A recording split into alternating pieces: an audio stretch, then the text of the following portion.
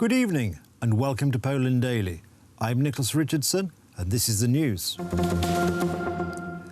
According to unofficial information published in the Rzeczpospolita newspaper, the President of the United States, Donald Trump, will visit Poland on August the 31st and September the 1st. The visit will take place on the 80th anniversary of the outbreak of the Second World War. According to this information, Donald Trump will visit Poland on August 31st. His visit is going to take place on the 80th anniversary of the outbreak of the Second World War, and Trump will make a speech. The injustice politicians say that Trump's visit is going to deny the opposition's words about Poland's isolation from other countries. Opposition politicians are wondering whether this visit is going to bring Poland benefits or not. We'll see what this visit's going to look like. If it's going to be just a meeting to commemorate this anniversary, then of course it's a kind gesture, but maybe there'll be a meeting regarding Poland-US military cooperation. Every meeting is going to be good. In my opinion, from the historical point of view, the cooperation between Poland and the United States has been going on very well for over 100 years. Trump's visit will show that it's true. I hope that this visit is going to empower Poland in the area of the European Union. I hope that Poland, as a partner of the United States, is going to speak louder and be heard, and I hope that we will successfully wake up the European Union, which will finally understand that building socialism is not one of her most important duties. It should build a community upon the values that created it. If this information turns out to be true, this will be the second visit of the United States President to Poland so far. The convention to decide the program of the Citizens' Coalition began in Warsaw under the slogan "Heal Poland." This prescription has been the same for 4 years, to remove law and justice from power. After the inaugural speech of Grzegorz Schetyna, it seems almost certain that the Civic Coalition will go into the elections without the PSL party. To heal Poland, this is the slogan of the two-day Civic Coalition Convention, which started today to work on the opposition program for the elections. Civic Platform's leader called for an expanded coalition to beat the Law and Justice Party. We step into the election as a civic coalition, a truly civic one. A completely different time has come and everything is at stake. The law must overcome lawlessness and reason madness. Every pair of hands is needed. There will be a place for everyone in the coalition. Schetyna blamed the Law and Justice Party for high food prices, the lack of medicines in pharmacies, the lack of high school places for pupils living primarily in middle schools, smog and even drought. The head of the Civic Platform Party also hit out at the 500+ program. If you think about where's Law and Justice getting the money, it is from what you earn. Absolutely sick prices in the shops, the cost of 500+ has grown, there is now 300+, and who knows what it will be by the end of the year. Publicist Rafał Ziemkiewicz notes that the Civic Platform's convention is an attempt to answer last week's Law and Justice Party convention, so much so that it's very surreal. Civic Platform recognized that it can't be worse. 53 panels, expert, with the fact that the order is a bit reversed, because a week ago or 2 weeks ago, the Civic Platform went to Poland to tell people what the program is, and now it is thinking about the program 3 months before the election. The convention of the Civic Coalition will end tomorrow. However, it seems that the media attention will be focused on the Law and Justice Party headquarters on Nowogrodzka Street. In the morning, the leader of the Law and Justice Party is to announce the names of politicians who will feature on the electoral list of the United Right in individual districts. The Minister of Education, Dariusz Piontkowski, has guaranteed yet again that there will be enough places for all students who will be continuing their education in high schools this year. According to Piontkowski, the problem has been exaggerated by the municipal governments in some big cities as well as by the media. The doubts that have sprung up regarding the recruitment process for the school year 2019-20 have no basis in reality. There is a lot of confusion and a lot of emotion, so there is a need for some clarity for both the students and their parents. Relax. Every Polish teenager will have their place in high school as long as they complete the recruitment process as in the previous years. Individual municipalities all have enough facilities. A French prosecutor has opened an investigation into the cause of death of Vincent Lambert, a quadriplegic who died yesterday after doctors ended the artificial feeding and hydration. The patient spent nearly 11 years in a vegetative state, and his family had fought a judicial battle to keep him on life support. Vincent Lambert died yesterday morning on July 11th following an end-of-life protocol put into place by his doctor, who up until last week had kept Lambert fed and hydrated artificially. The prosecutor in Rem said he had opened the probe in order to find the causes of death because of the uniqueness of the case, but it was neither a probe nor a preliminary investigation for murder. The fate of the 42-year-old former psychiatric nurse tore his family apart and sparked a fierce nationwide debate over the right to die in a country where euthanasia is illegal. A lawyer for Lambert's parents, who fought for their son to be kept alive, said a state crime had been committed after France's highest court ruled that his care could be ended. Although euthanasia is outlawed in France, doctors may put terminally ill patients into deep sedation until death. That's the news. Thank you for watching. Stay with us for the weather, business and more programs. But from me, it's have a good night and a better tomorrow.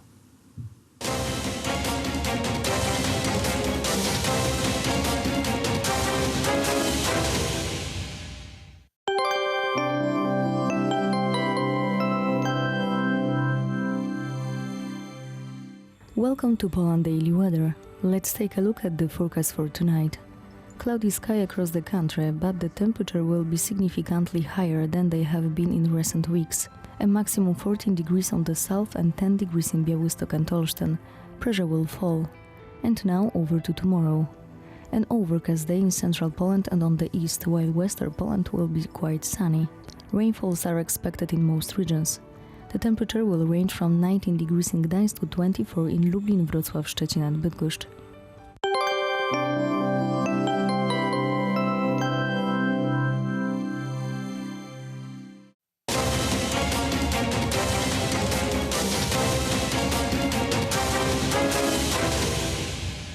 European Union is very complicated project.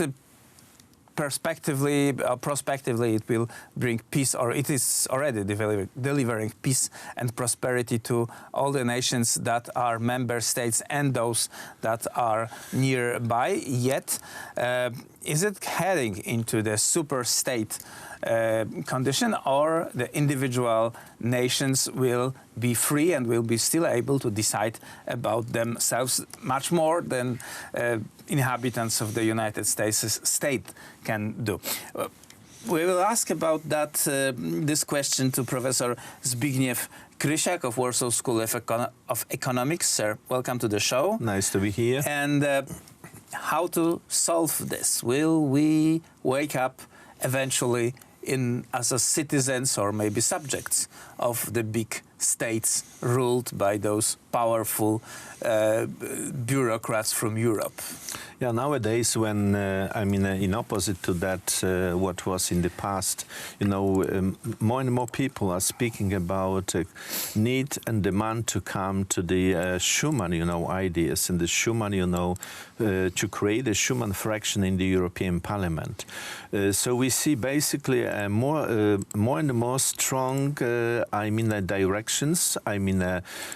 From the side of social democrats and as well liberal parties and liberal fractions, and the Greens, toward the super state, toward the federal country or state in the as a European Union. Currently, of course, European Union is an organization, so this is not a state, but the people, the leaders who we get currently in the bodies of the different European institutions are basically the people which are thinking in terms of a superstate. So to create nowadays a Schuman fraction in the European Parliament, so this process can start now, since we formed, a new structure after the, current elections, the structure which changed quite a much in some certain extent, and the Schuman fraction can be created and should be created, I think, based on the Law and Justice Party from Jarosław Kaczyński from Poland, Orban, Salvini, Abascal, and the other parties, because, as you notice, we are not in the game. We are too small. Orban in APP, you know, doesn't has a strong power and strong position. As well, the conservative fraction in the European Parliament, where law and justice is one of the main, the biggest group, you know, is not able to create such coalitions, you know, which will outweigh this process to the super state. So nowadays, we can easily say that the most important party in European Parliament are Marxists, either from socialists, either complete leftists, or the Greens, which also look at the world in the Marxist way of thinking. Yeah, that's right. Even, you know, as you noticed a few months ago, a Juncker who was just heading a speech, you know, in the church, you know, celebrating Marx, you know, saying that he's a good guy. He delivered, you know, for the Europe new values, you know. Many of the, even, you know, the, Christian Democrats, you know, in APP, they are referring to some values. They think, you know, they don't know the ideas of Robert Schuman. They think they are referring to the Robert Schuman values, but they do not spend enough time to educate, to get enough good knowledge about what concept and what organizational structure was proposed by Schuman. What, you know, way of communicating and the dialogue. As we see current, you know, discussion, negotiation about, you know, related to that main position in the Brussels, where basically this was a battle. This was a battle for the positions, for the power, you know. The community of European nations in the, approach of Robert Schuman, this should be a certain, a group of based on the solidarity. People, based on the unity, solidarity, and peace. The community, not just the organization where there is a kind of a commercial approach to the power, to the, certain gains, certain profits.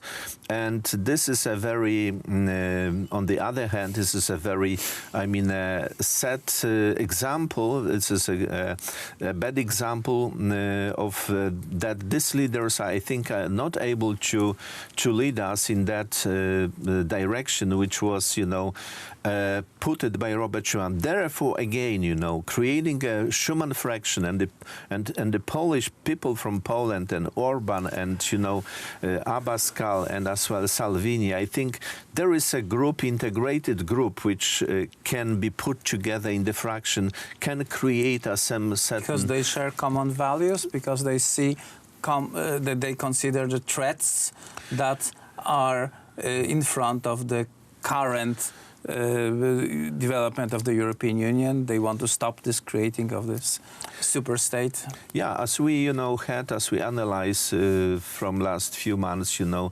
the, speeches of this all, leaders, Orban, Kaczynski, Salvini, Abascal, we notice that they are aware about, you know, that problems we have. They are very much aware that the European Union is not going into the direction suggested by Robert Schuman. And this should be explored, this should be developed. But, you know, if everybody will sit, you know, in a different fractions, this is not going to happen to be, the critical mass should be obtained, you know, by creating the Schuman fraction, so that to give a certain sign and deliver the information to these guys from the different other parties, you know, that we really are able to create a certain, tools and solutions which will, you know, but this decision are in front of us. There's new parliament and new parties are coming, new people, and they can potentially came to this conclusion that you provided. This is a challenge, during that's right. So, ladies and gentlemen, please watch Professor Krysiak on Poland Daily Business and follow his wise advice, sir. Thank you very much for this conversation. And that was it for tonight's Poland Daily Business.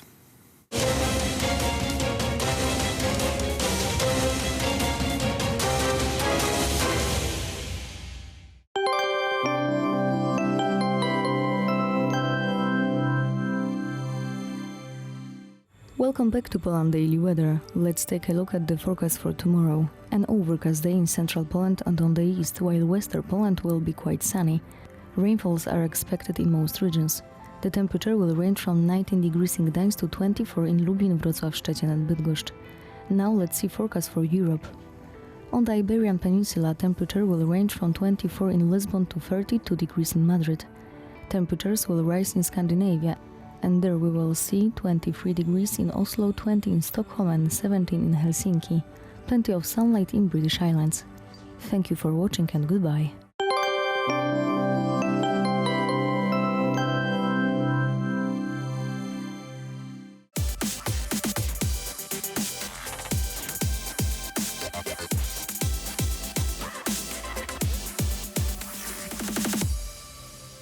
Welcome to Poland Daily Culture. I'm Paulina Adlerstein. And I'm John Carter.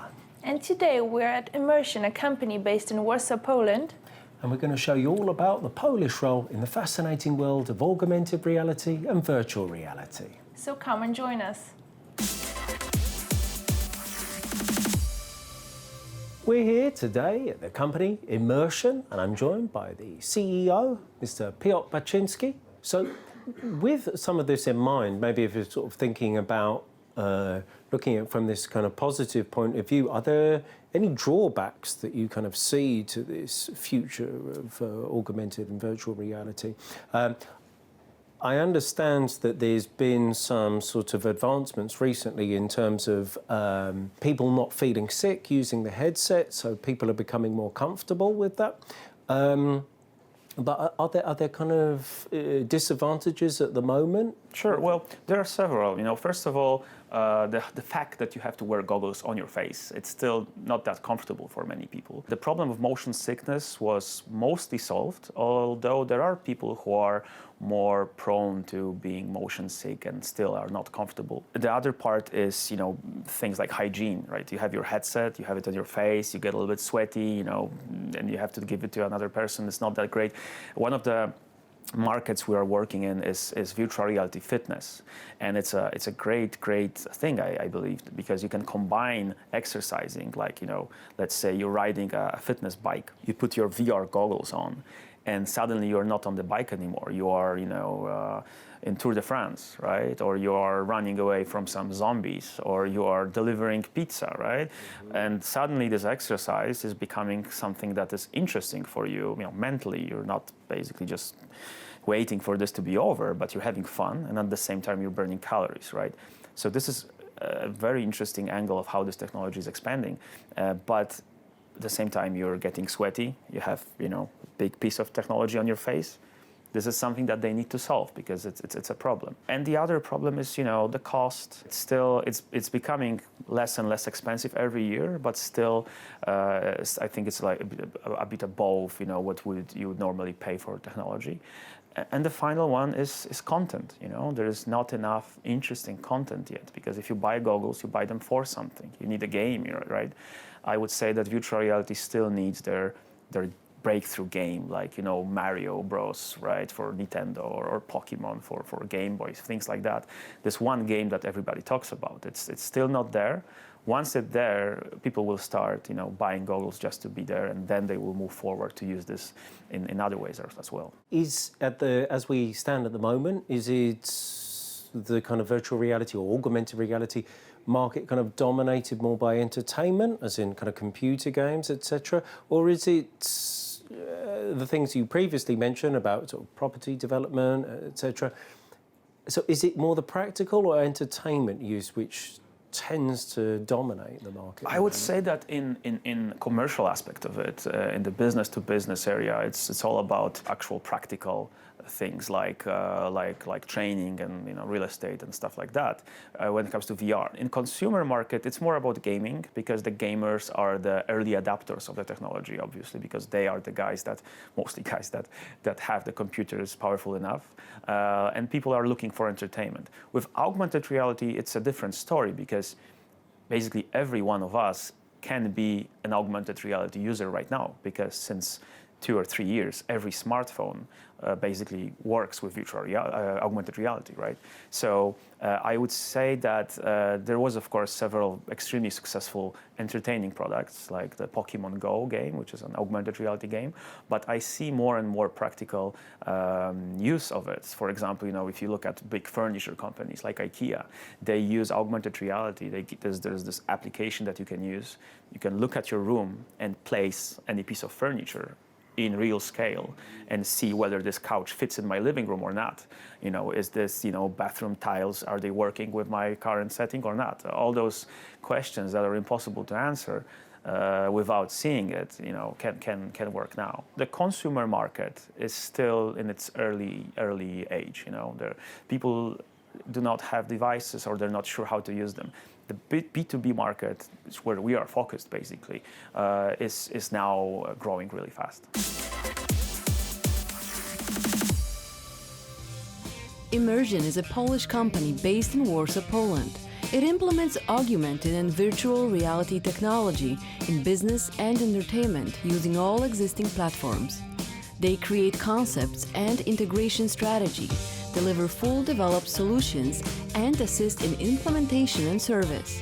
Their biggest projects include collaborating with HBO, NASA, HTC, Samsung, or the American Museum of Natural History. And how do you sort of perceive the future in general for this market? And specifically in Poland, in what kind of direction is it going to go in? So we've talked about sort of computer games and property, etc., and even kind of furniture stores, etc. But how might it look in the future? What kind of markets are we going to see involved in this? Well, I strongly believe that two technologies, virtual reality and augmented reality, will combine into one. And you will have headsets that allow you to choose whether you want to fully immerse yourself and go somewhere in VR, or if you prefer just to augment your reality and just put some stuff on what you're seeing.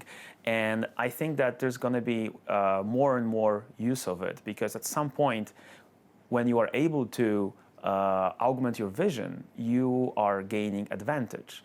Let's say you are walking on a street and you're seeing a car that you like. You can use your augmented reality vision to immediately learn what kind of car is it, how much it costs. You can even change its color, right? You go to a store, instead of looking for your favorite shirt, the augmented reality system will point you exactly where it is, right? Or you can even, try a virtual model of that shirt in your house and augment yourself to see how you're going to look at it. So I think that once this technology really becomes mainstream, there are stories, there are rumors that Apple is going to release their own augmented reality headset over the next year or two. That's going to be huge. Once Apple does something, it's usually the moment where it's ready for the market. So I think that once people are starting to buy those headsets and it's going to become a standard thing that you have in your house, this is where this whole consumer market will come to life. And I think as usual, it will start with entertainment and it will slowly spill to other areas. I mean, if you look at how computers were growing, it started with some business application, but then the people that were buying the strongest machines were gamers. So it usually starts with entertainment. Here we have some VR goggles, and what are these? This is called Oculus Quest, and those are hand controllers. Hand controllers, right? Yeah, this is a very interesting piece of technology, and for us, it's a huge breakthrough in the whole VR world, because until this was released, if you wanted to be a virtual reality user, like real virtual reality, not just some 360 videos, you would require a very powerful computer, goggles with cables and several stations that would track your position. It was a big setup, pretty hard to install by yourself. And this was released actually several weeks ago. And this is a virtual reality system that has goggles and it has hand controllers that you can use to interact, whether it's picking an object or fighting with a sword or shooting a gun. It's all here. And you don't require anything else. You don't need a computer, you don't need a smartphone, you don't need any cables. Everything is basically somehow cramped into this set of goggles, which is not even that heavy. And you can buy that and just become a virtual reality user. So this is a huge moment for us because it's so much easier. First of all, the consumer market will grow much faster with a device like this. And for us, we can offer our clients applications that are so much easier to use, so much easier to take to a meeting, and so much easier to train your personnel to use those. And these sort of holders, what function do they play? Well, the way they work, they basically emulate your hand. So the position of this controller is tracked in real world. So if you are moving your hand, it will move exactly as you move the controller. The goggles track the movement of those things, right? So this allows you for very real experience where you can pick objects, throw them. You have your hands, right? So you can freely move around virtual space, and you can recreate anything that you can do, with your hands. So it's great for training, great for entertainment, really great for anything. Even if you're talking with someone in VR, you can use those to basically, move your hands around to make your point. But it's basically what makes an immersive experience, the ability to interact. This is the device that you interact with. And is this... do you actually feel something on your hands? Well, there's like this little, it shakes a bit, right? Like in console controllers. There's still, you won't really feel if something is heavy, or your hand can be stopped with a virtual reality object. But well, they're working on it. But how they're going to solve it, I have no idea. It's very hard to emulate an actual real world touch of anything. Yeah, I guess you can sort of have something that gets warmer or colder and gives you that kind of... Yeah, there are crazy devices out there. I mean, there is a startup that made a mask that you attach to the goggles, and it creates smells. So you can smell things like, gasoline, smoke, stuff like that. So if you're in a game where there's a fire around you, you can actually smell smoke. So yeah, that's a next level of experience. Thank you very much, Mr. Piotr Baczynski. Thank you for joining us at Poland Daily Culture.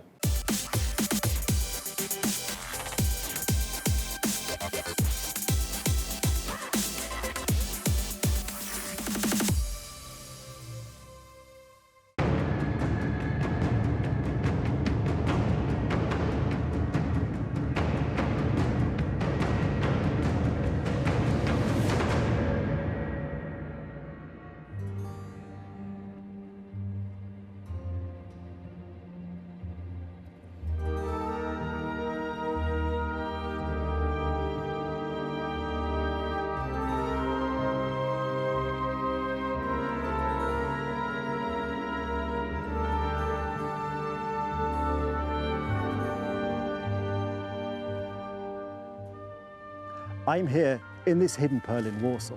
This is the Jewish cemetery on Ulica Okapowa.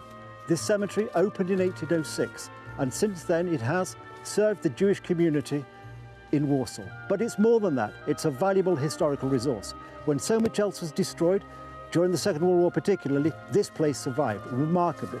We'll be meeting some of the people who are restoring it, who are keeping it going. So do join me on this exciting episode of Poland Daily History.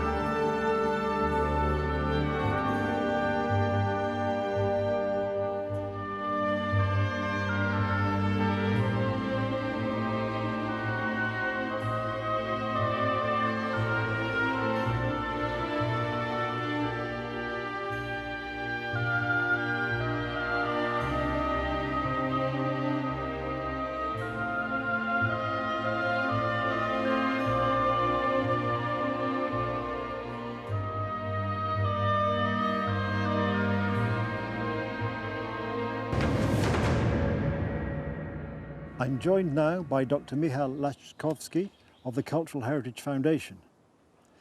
Michał, could you tell me something about the work of the foundation? We've been established in 2012 to secure Polish heritage abroad. We are working mostly in Ukraine, in Belarus, in Latvia, but also in Italy and in France. So most of our works are the cemeteries and in Roman Catholic churches. But we are from Warsaw, and this is a part of Polish heritage. This cemetery, the Jewish cemetery, we treat as Polish cultural, natural heritage. That's why we decided to start being involved in the restoration process. So in 2015, when we came here for the first time, we started to organize some voluntary camps, some voluntary walks, cleaning from the plants, and that year we started our first professional renovation, because we are professionals in renovating monuments.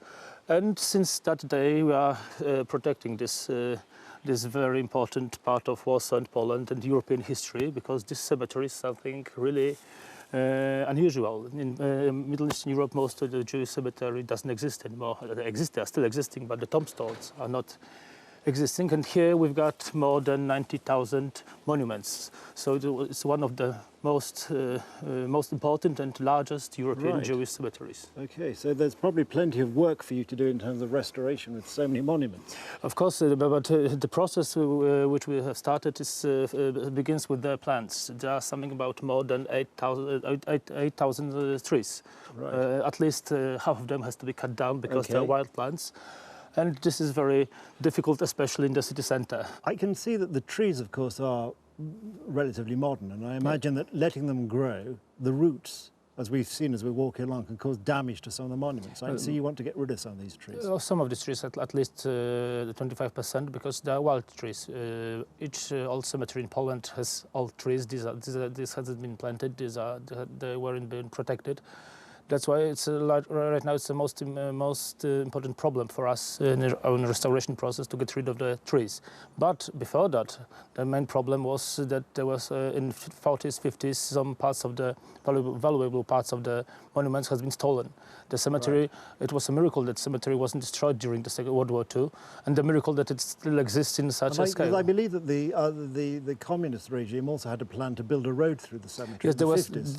there was some plans in 50s. Yes, so it's a second miracle connected to this cemetery. Right now, we are trying to first to fight with the nature to prepare this place for professional renovation, and if there are some possibilities, the most valuable tombstones are being renovated, as for example this one, which is called the most beautiful tombstone at this cemetery. It's a grave of Wilhelm Landau, the owner, one of the most important banks in Warsaw in 19th century, and his two sons.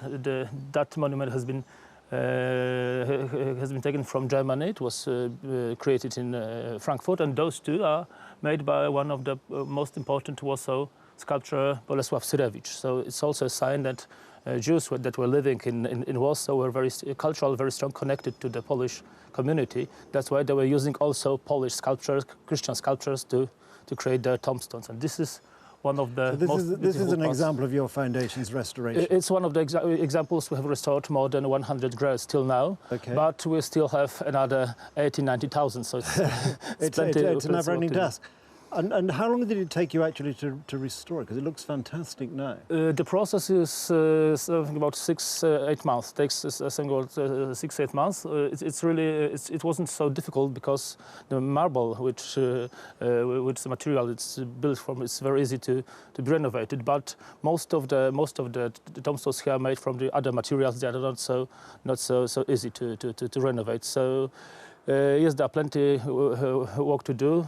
In the first we are trying to renovate the most important graves, most valuable, and tombstones of historical persons. But the whole area of the cemetery is unique, because if you look at the map of Warsaw from 1939, then you'll see that there were plenty districts connected to Jewish community, plenty places connected to Jewish people. Right now, this cemetery tells us the most about the life of because everything else is destroyed by almost the war. everything else is destroyed. So this is something absolutely unique. When you look at the tombstones, you are reading the text which is put there. You can discover another society that doesn't exist anymore. Because as you said, some of the other memorials or buildings or other sources of information about society no longer exist because of the destruction during the war. And when you look at this, when you've restored, you look at the marvellous carving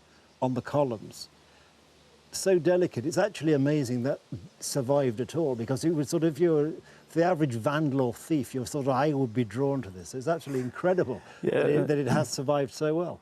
It has survived quite well. Some parts has been stolen, some parts has been reconstructed. So we see the main effect. But the trees that we were discussing about are the main problem. Most parts of the grass that fall down at the ground are covered with the leaves that transform into soil. Right. So we've got something about 15–20% of soil from the leaves that fall down.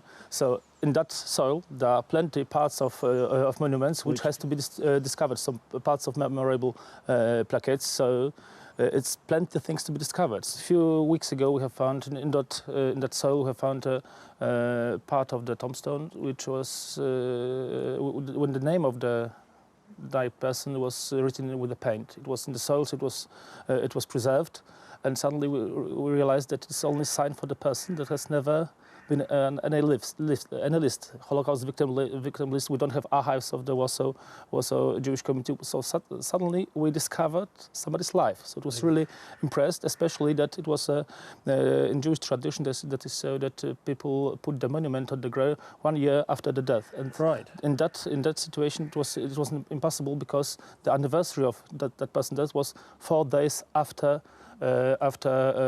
Warsaw Ghetto uprising. So in 1943. So it's kind of a mystic place. You can find plenty such stories. For us, it's most important is to prepare this cemetery for Polish visitors, because this cemetery is not very often visited by Warsaw citizens. That's why we are preserving not only the most important architectural masterpieces, but also of Polish soldiers that were Jewish. Yes. Polish soldiers, Polish scientists, Polish participants of Polish cultural life, because we believe that if someone come to this cemetery and will see something that he'll learn at the history lesson, it will be a much stronger connection than only seeing beautiful tombstones, beautiful masterpieces. Yes, and I think it's important to see these monuments in context.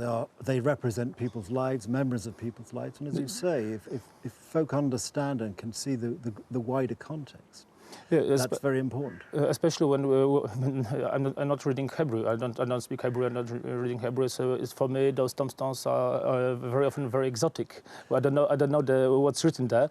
And when we realized that 200 years ago, when the guy that's lying there was fighting for Polish independence in Kościuszka uprising or the November uprising, January uprising. So it's a very strong connection with that place. I think there's a tendency, isn't there, to think, of course, well, you're Polish or you're Jewish, and of course the reality is that Jews were Poles as well, and then people sort of forget this, and we live in an age where people are always trying to draw divisions, and I think, as you say, if they come to a place like this and they can see that this is not just about Jewish death and burial, but it's about Polish history as well. Precisely, that's why we're treating this place as a very important part of Polish national heritage. Of course, we can read this cemetery in different ways. For example, most of the tourists that are visiting this place are from the United States of Israel, and they are visiting very precise places of tzaddiks, important rabbis. We are visiting the cemetery to get to know about Warsaw history, but there are also plenty, as I told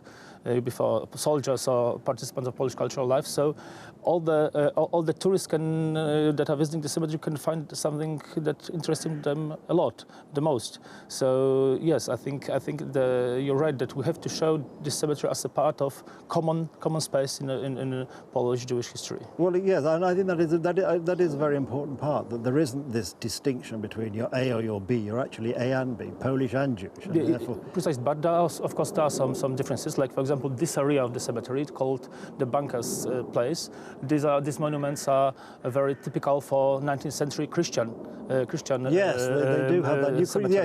You could see these in England or France already, where you have these, particularly as you say in the Victorian age in England, some of the cemeteries have these marvellous memorials, which of course reflected the wealth. Because the connections between both societies were very strong, but not always. For example, on that side, you can see those traditional Jewish tombstones, matzevas, which are originally very, very simple and sometimes even in 30s. They are written only in Hebrew, so it shows that there were some parts of Jewish community in Warsaw that even in 30s didn't speak Polish.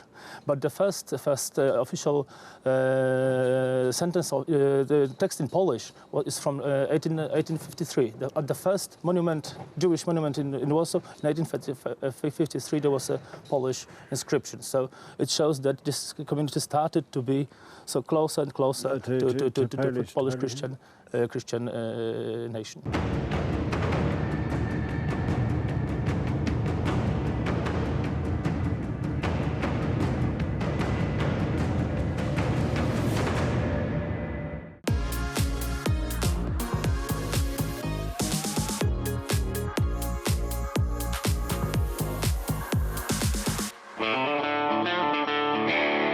You are watching another fascinating episode of Poland Daily Travel.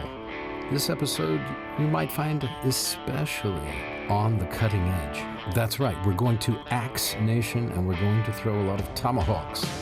Throwing hatchets about has become a very popular, shall we say, sport amongst certain groups of people, not only in Warsaw, but apparently throughout Europe, and as I understand it, on other continents as well. We've been asked kindly to try to find the target. This may require nerves of steel, and in that case, I could be in trouble. So stay tuned to the next couple of episodes from Axe Nation. You will learn everything about axe throwing that you always wanted to know but were afraid to ask.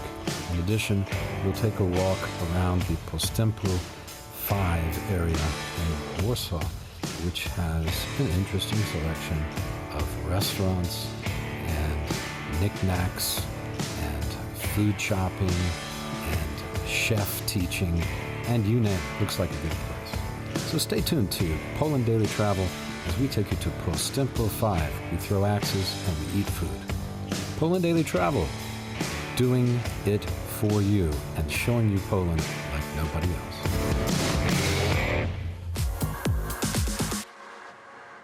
Hello, everybody, and welcome to a next thrilling edition. When I say thrilling, I really mean thrilling edition of Poland Daily Travel. We are here at Axe Nation, where they have axes. And there's an old, reminds me of an old nursery rhyme about a lady called Lizzie Borden. There was a film recently. Lizzie Borden, who supposedly killed her parents with an axe. At any rate, every school child in America knows this. It goes, let's see if I can remember it. It goes, Lizzie Borden took an axe and gave her father 40 whacks. And when she saw what she had done, she gave her mother 41. Lizzie Borden. So the axe thing. What is the fascination with axes? The American Indian, lots of axe stuff. In the using the axe all the time, the battle axe.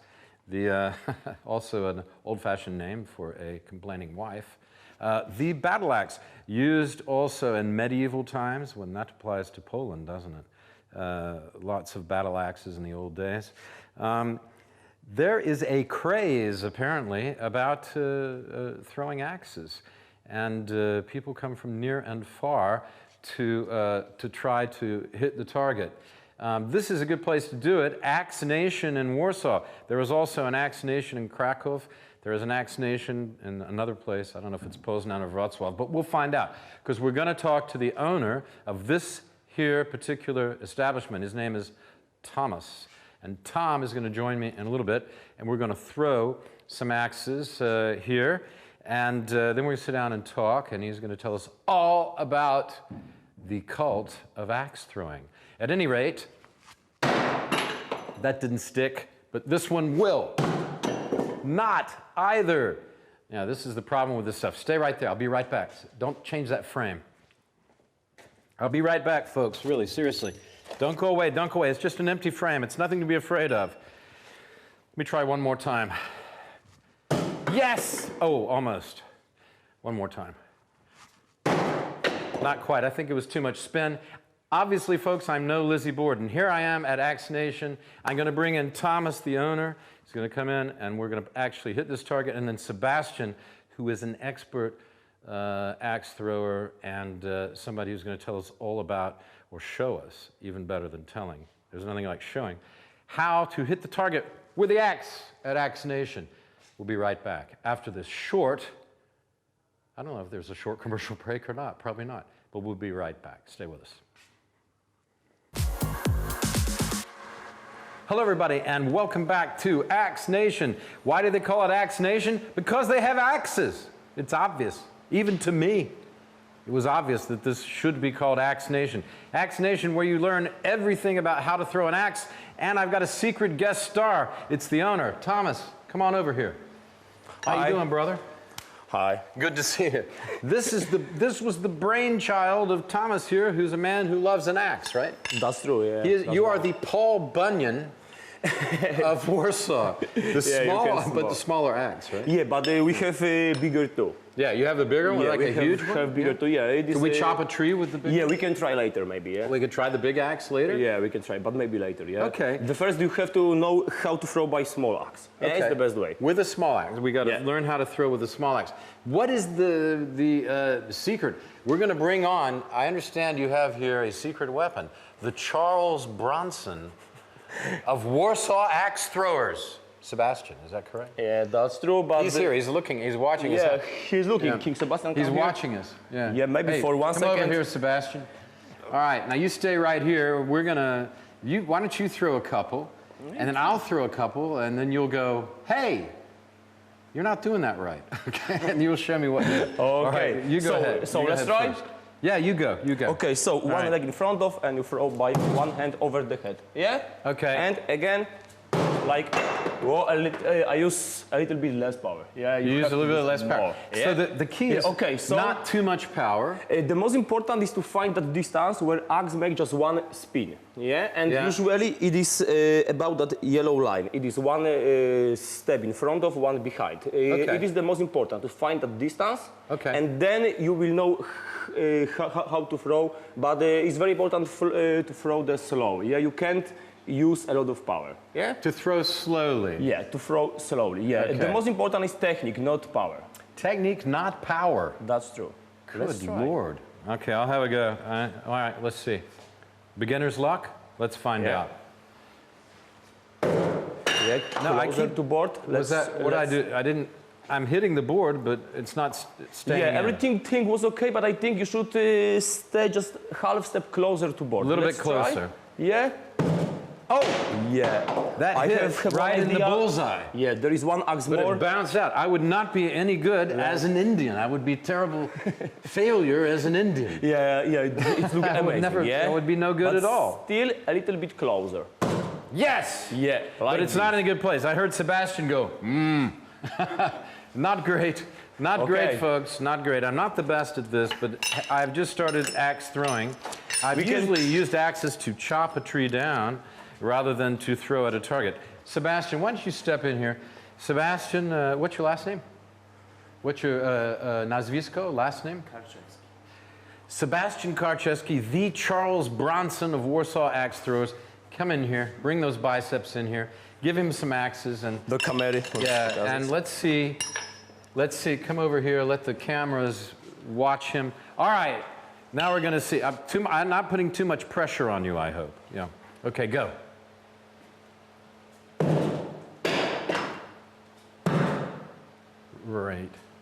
Right in the middle of the target.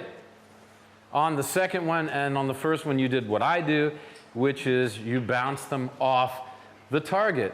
Where are we? Where are we? It's Postempo 5. Yeah? It is Postempo 5. It is a part of Warsaw. Yeah. That part named Mokotów.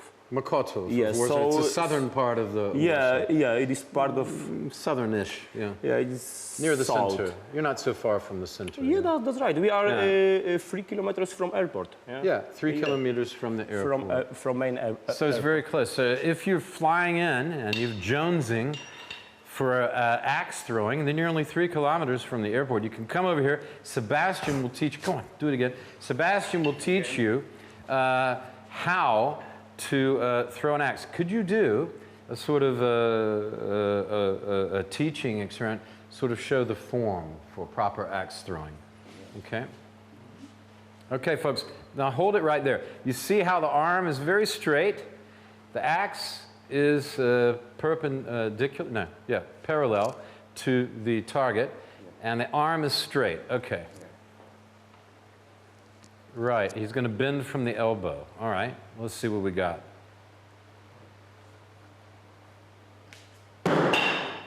No, that didn't go. That went right in the target, right in the center. Oh, I have some friends who would really, really like to work out their frustrations over here throwing axes with Sebastian and Tomek. Hey, what's the cost on doing this? The cost is 250, and it is for one line. One line is up to 5 people, right? And it is for 1.5 hours. So you get 90 minutes of pure axe throwing pleasure. So it is about 50 per person, and price included the axes and our trainers and everything. Trainers included. So Sebastian will come. You don't have me to... and other of the trainers, because we are not alone here. Right. So you don't have to pay extra for the trainer. You will have someone to help you and stay with you. Yeah, we have only, I think, one price. Yeah, it is 250, and it is with everything. Yeah, with axes, trainers, and everything. Okay. Yeah, you don't have to pay extra. And I noticed you sell beer, right? Yeah, we sell beer. Yeah. You sell beer. How many beers? Do you have a limit? How many beers you can drink and still throw axes? We got the alcohol license, but we sell about 2 beers per person. Yeah. That's all they can have. That's all because you get pretty crazy with an axe after a few beers. Yeah, that's right. But I mean, I don't want my ex-wife drinking a few beers and having an axe with me in the room. You know what I mean? Yeah, it can get dangerous. Yeah, that's right. Yeah, you know, yeah, or even your present wife, it could get dangerous. Stay with us, folks. I'm here in Axe Nation. It doesn't get better than this. Axe Nation in Warsaw. I'm here with Sebastian, the Charles Bronson of axe throwers in this here town, and Thomas, the proprietor, the owner of this here fantastic establishment. We're in Postempo 5. But we're going to take a walk around and look at some of the other places. They got some nice stuff around here. Okay, cheers. Be right back with more of Poland Daily Travel from Axe Nation. Give me an axe. Give me an axe. Give me an axe. Hey! Get it! Yes! Pretty cool. Victory is mine. Pretty cool.